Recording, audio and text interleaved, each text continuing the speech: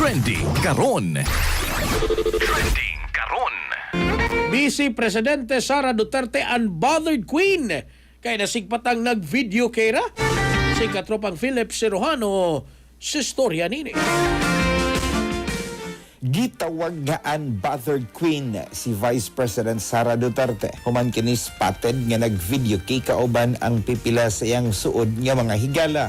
Ang mong eksena nahitabo samtang nagkaduol na ang itakdang impeachment trial nga gilauman sugdan sa sunod buwan sa miaging mga pamahayag. Kanunay nga gipakita sa Vice Presidente nga dili siya apektado sa mga akusasyon o sa giingong political prosecution batok sa ilang pamilya. Sumala sing igsoon nga si Representative Paulo Duterte sa miaging semana usab ato sa graduation sa Cebu Technological University Tabugon sa lungsod sa Tabugon dinhi sa Sugbo. Mingon ang Vice Presidente nga dawaton na niya ang posibilidad nga tangtangon siya sa pwesto sa iyaha sa kanhi katandem nga si President Ferdinand Marcos Jr. Bisan pa sa nagkakusog nga tensyon sa politika, nagparayon ang Vice Presidente sa iyahang mga public appearances o personal engagement. Para sa itong mga katropa nga mga kalalakinan, kinsa na problema na sila nawastong kalipay karon mga katropa, di na kana nga ikabalaka. Gamitan kay